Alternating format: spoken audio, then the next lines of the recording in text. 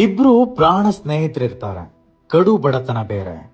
ಅವರು ಬುಟ್ಟಿ ಮೇಜುಗಳನ್ನ ಮಾಡಿ ಸಂತೆಯಲ್ಲಿ ಮಾರಾಟ ಮಾಡಿ ಬಂದ ದುಡ್ಡಲ್ಲಿ ಸಂಸಾರವನ್ನ ನಡೆಸ್ತಾ ಇದ್ರು. ಇದಕ್ಕೆ ಬೇಕಾದ ಮರಗಳನ್ನು ತರೋದಕ್ಕೆ ಕಾಡಿಗೆ ಹೋಗ್ತಾರೆ. ಕಾಡಿನಲ್ಲಿ ಮರವನ್ನ ಕಡಿಯುವಾಗ ಒಂದು ನಿಧಿ ಸಿಗುತ್ತೆ. ಅದರಲ್ಲಿ ರಾಜರ ಕಾಲದ ಚಿನ್ನದ ನಾಣ್ಯಗಳಿರುತ್ತೆ. ಇಬ್ರು ಇದನ್ನ ನೋಡಿ ಖುಷಿ ಪಡ್ತಾರೆ.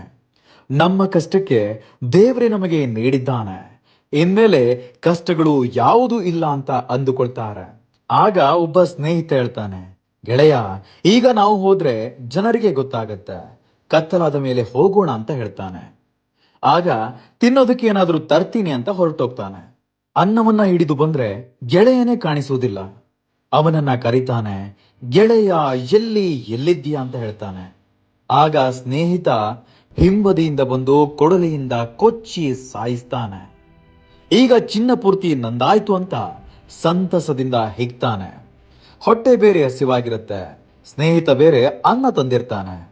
ಅದನ್ನ ತಿಂತಾನೆ. ಅದನ್ನ ತಿಂದ ತಕ್ಷಣ ರಕ್ತಕಾರಿ ಸಾಯ್ತಾನೆ. ಯಾಕಂದ್ರೆ ಇನ್ನೊಬ್ಬ ಗೆಳೆಯ ಚಿನ್ನದ ನಾಣ್ಯ ನನಗೆ ಮಾತ್ರ ಸಿಗಬೇಕು ಅಂತ ಅನ್ನದಲ್ಲಿ ವಿಷ ಬೆರೆಸಿ ತಂದಿರ್ತಾನೆ. ಈಗ ಇಬ್ರು ಸ್ನೇಹಿತರು ವ್ಯಾಮೋಹಕ್ಕೆ ಒಳಗಾಗಿ ಪ್ರಾಣ ಬಿಡ್ತಾರೆ. ಮನುಷ್ಯ ಹೆಣ್ಣು ಹೊನ್ನು ಮಣ್ಣು ಅಂತ ಬಂದಾಗ ಸ್ವಾರ್ಥಿಗಳಾಗಿ ಬಿಡ್ತಾನೆ. ಆಗ ಸ್ನೇಹಿತರು, ಒಡಹುಟ್ಟಿದವರು, ಸಂಬಂಧಿಕರು ಇದ್ಯಾವುದು ಕೂಡ ಕಾಣಿಸಲ್ಲ.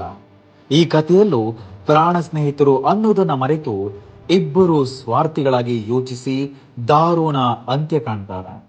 ಒಂದೇ ಒಂದು ಕ್ಷಣ ಈ ಸಂಪತ್ತಿಂದ ನಮ್ಮಿಬ್ಬರ ಜೀವನ ಹಸನಾಗುತ್ತೆ ಅಂತ ಯೋಚಿಸಿದ್ರೆ ಎಷ್ಟು ಚೆನ್ನಾಗಿರ್ತಿತ್ತು, ನೀವೇ ಯೋಚನೆ ಮಾಡಿ.